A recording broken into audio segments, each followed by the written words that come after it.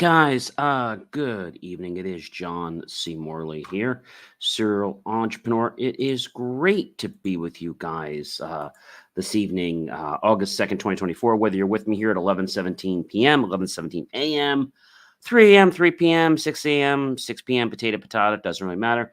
Thank you so much for being here. Really do appreciate that. Hey, check out my hat. Believe me, achieve.com for more of my amazing, inspiring creations. Really appreciate you guys following all my great content, including TikTok. And we're very close to having a celebration on John C. Morley, Serial Entrepreneur's YouTube channel. And when we do that, we're going to have a cake. So hopefully you'll be the one that puts it over the edge. And it's going to be very soon. All right, guys. So great to have you here. Our master topic for the week is how to reframe our brain. Now, this is something that a lot of people don't think is important.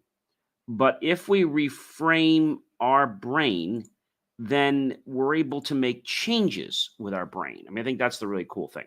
So, the granular topic for tonight, and it wraps up the week, unleashing the power of neuroplasticity.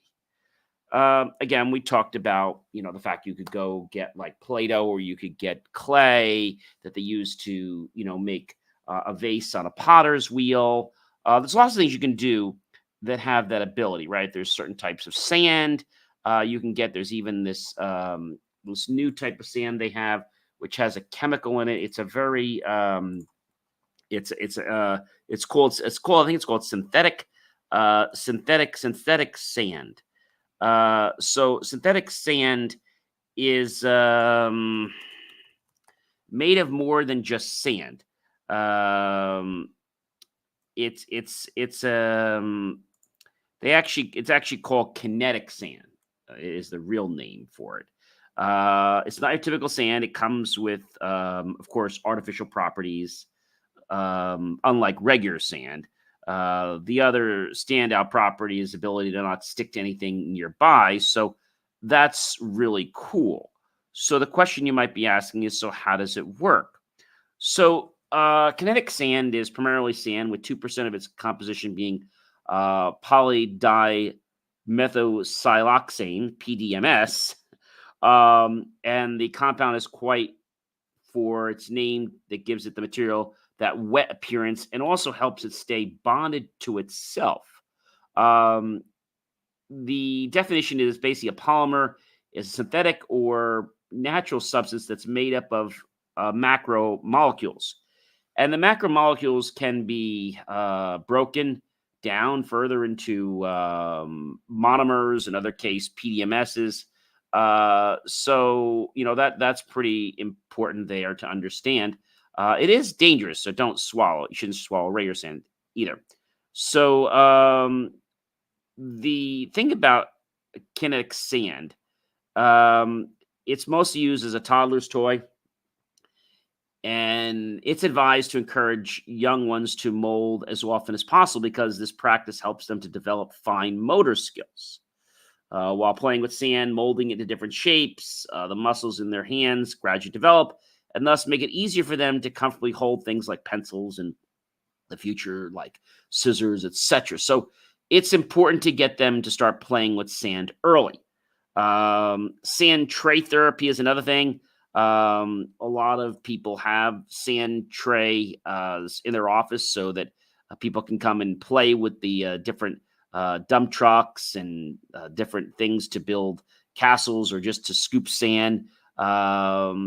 And it's pretty cool because it allows people to express themselves and describe their emotions and hardships in the sand.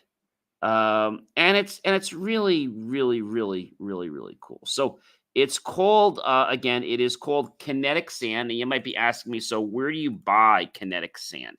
So you can get kinetic sand anywhere. It's not like something you have to have a license to buy. It's nothing like that. Kinetic sand is something that's been around for a long time. But I think the biggest thing about kinetic sand is the way it has a very unique set of properties to it. You can get kinetic sand on Amazon in case you're wondering. It's again, it's not very expensive. You can get a whole container of kinetic sand online from Target, I think, for like 35 bucks. You can get kinetic sand at Walmart for like under 20 bucks. Amazon has it for about the same. There's some other kinetic sands that I had bought. It was like $14 and change. So the thing about kinetic sand is that it can mesmerize people in the way it works. It can be molded like clay, but somehow feels silky and very enjoyable for people to play with. Um, and so kinetic sand is a perfect example, ladies and gentlemen, of how we can, reshape things like our brain. So our brain is very similar to kinetic sand in the way that it can be readapted. So when we talk about this tonight, I want to talk about synaptic plasticity. We've been talking about this all week, but what does synaptic plasticity mean? Well, it's basically understanding that our brain is adaptable and able to be trained. So the main reason that the plasticity exists, neuroplasticity, I should say, what we call plasticity, is that it's there to keep us safe. Okay, but we can learn how to do different things. We can learn new skills. Okay, and when we learn new skills, we create more neural pathways in our brains. So that's really cool. All right, the next thing I want to talk about is lifestyle factors. Exercise and sleep will impact your brain's plasticity. Now, that might sound like something that's like crazy, but the truth of the matter is, ladies and gentlemen, it is very, very real. Um, why? Well, so exercise, sleep, and diet are keys to allowing us to build neural pathways, and they'll get disrupted if there's depression or any let's say lack of sleep or good diet, okay, or good food. And so it's important to understand that you've got to have a good balanced diet. You've got to have good exercises in the body, because if you don't, we got to get that blood around the body, right? And the oxygen. And we can't do that if, we're not at our peak state. Okay. So let's talk about neuroplasticity in education. I think this is really a cool one. So, neuroplasticity in education is something that has not been around very long. I mean, it's been known about, but it hasn't been brought about in child education for a very long time. Um, and so, you know, one example would be someone who is blind who learns Braille. Their visual cortex activates by using their fingertips to read. And there's lots of other examples for how we can create other connections. So, neuroplasticity in the classroom is key. Um, Maybe you have some students and you want them to improve a certain skill. Well, you can do certain things to encourage them to, let's say, build that skill. It could be something, maybe you want to build the skill of cooperation, or maybe you want to build the skill of friendship, but maybe they don't want to share. So you've got to come up with a way to get the kids to want to share. So how do you teach kids how to share? Well, this is one that's probably going to, let's say, throw you for a loop, because you can't just tell them, hey, share, it's the greatest thing to do. They're not going to quite understand that, the reason or the rationale. And because they're not going to understand it, they're going to fight you, unfortunately. Not in a bad way, okay? But in a way that I feel is going to possibly upset their ability to go where they want to go. So, how do you teach your kids or other people to share? Um, you can watch for praising good turn taking, like encouraging fairness and explaining about sharing, and then rewarding them after they've done that. Um, Sharing is something that's hard because parents often don't share. You could explain the importance of sharing in a simple set of terms, but then again, it might not sink in to the children. Um, so sharing requires them to grasp the abstract ideas, which can be challenging. What age should your child be able to share at? Around 3.5 to 4 years, roughly, according to the AAP, the American Academy of Pediatrics. So, why would your 4-year old not share? Well, it happens for reasons that the child basically lacks the cognitive set of tools to do so. In fact, they have basically been underdeveloped. This is why building friends at an early age is important. When children are not forced to share, the end result is the child who learns patience and empathy and one who will be able to handle more emotionally complex situations as they grow older. So you should never force your children to share or people you're with to share. They should want to share, and that's going to strengthen the fact that they want to. If you do something yourself, right, you're going to want to do it over and again, again, again. So the question comes up because this is a really big, big question that everyone always asks when we think about the brain. So, how do you measure neuroplasticity? Well, that's a lot. First of all, is it measurable? It can be measured, but most research is focused on the changes in the brain activity. Okay. Brain imaging techniques such as an MRI or fMRI can be used to measure changes in brain structure. So, neuroplasticity is a complex phenomenon, and there's still a lot going on that we don't know about. One of the best ways to measure neuroplasticity is by looking at changes in behavior. This can be done by looking at how well someone performs on a task after they've received some form of training or intervention. If someone's learning a new skill, I'll give you a perfect example. I train people all the time on how to use their cell phone. So you've got to be very patient when you're training them. And when they're able to do the task, maybe it's make a phone call, maybe it's send a text, maybe it's check a voicemail, and they're able to do that without me actually giving them any kind of guidance.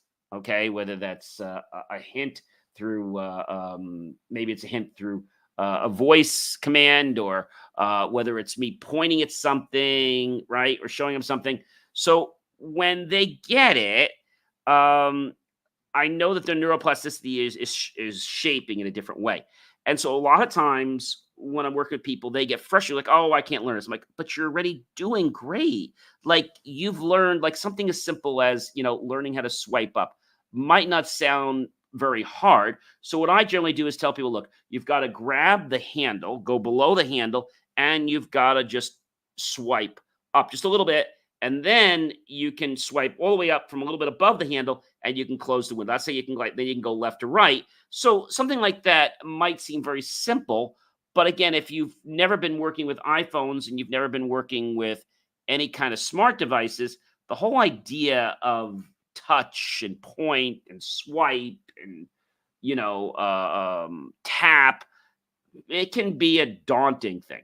All right. So now we know that we measure neuroplasticity based on the behavior changes. Okay.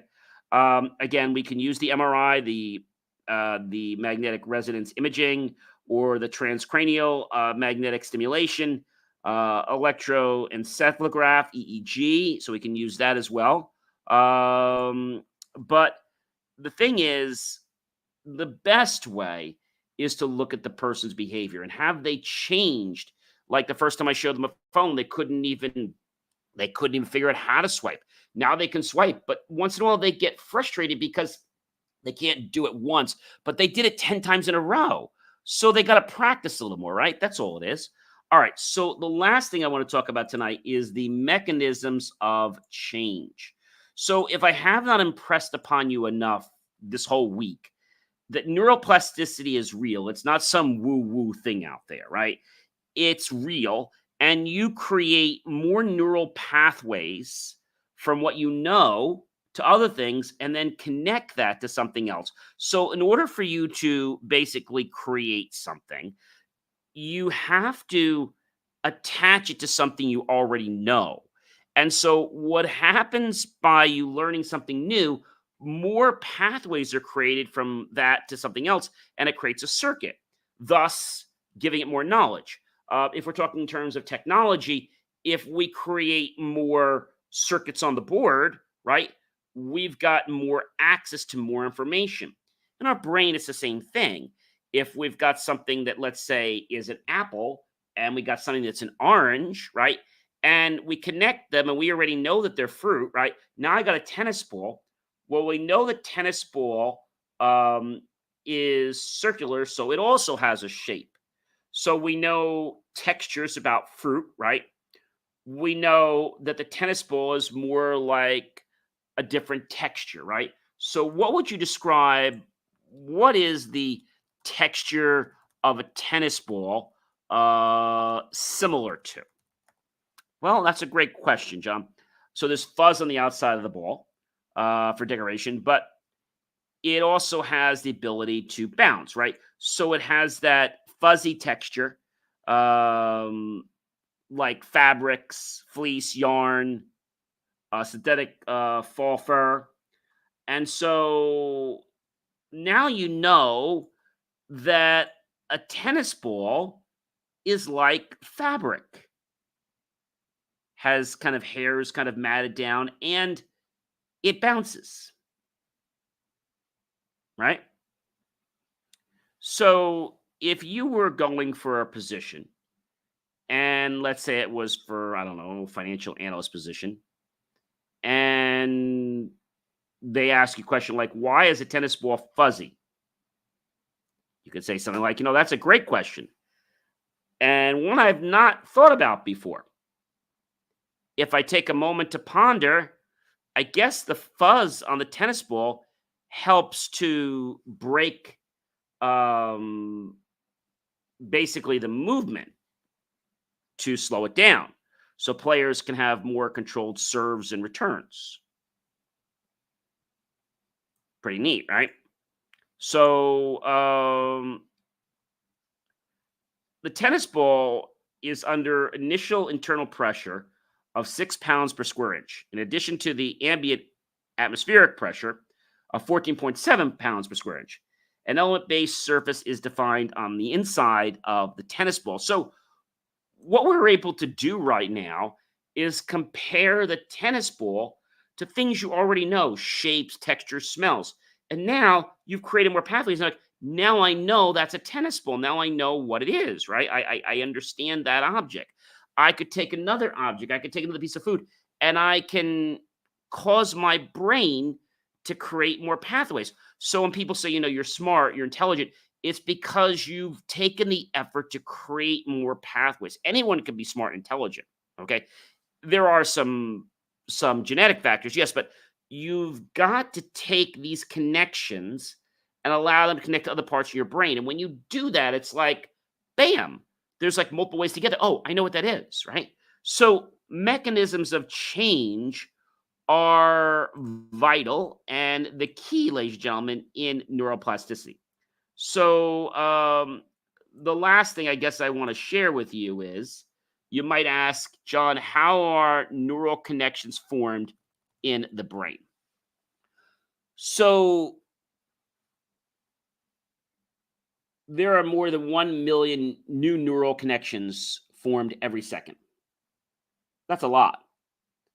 Um, so, how does the brain make neural connections? Well, once nerve cells are formed and they finish migrating, they extend their axons and the dendrites and begin to form connections with each other called synapses. often over long distances, and the connections allow nerve cells to communicate with each other. That's like pretty wild. So if we take a thought, the way in which they connect individual neurons, they create network pathways.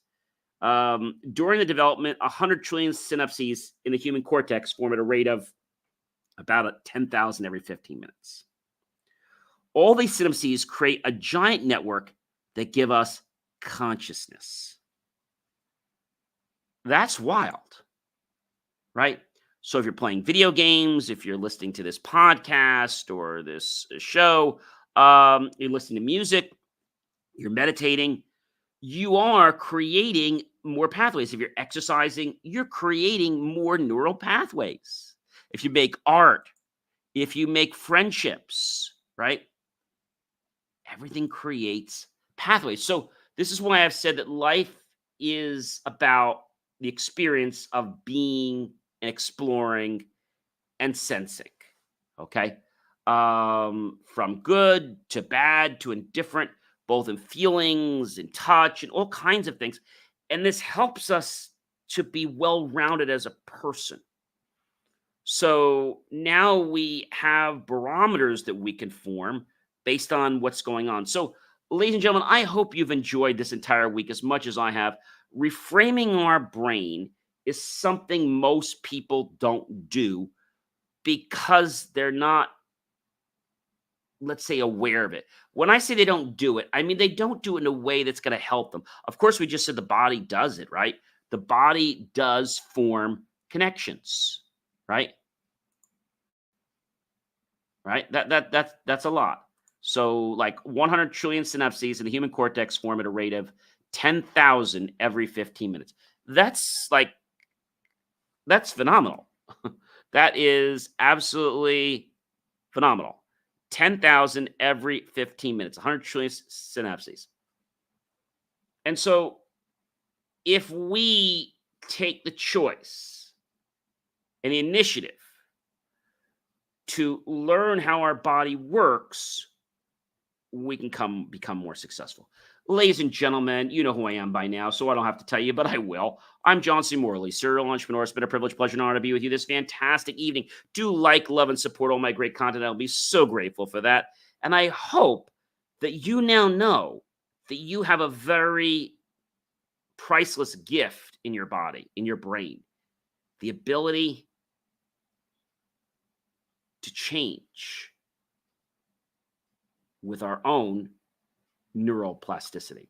Have yourself a fantastic rest of your night. I'll catch you guys tomorrow with a brand new episode and a brand new master topic. Take care.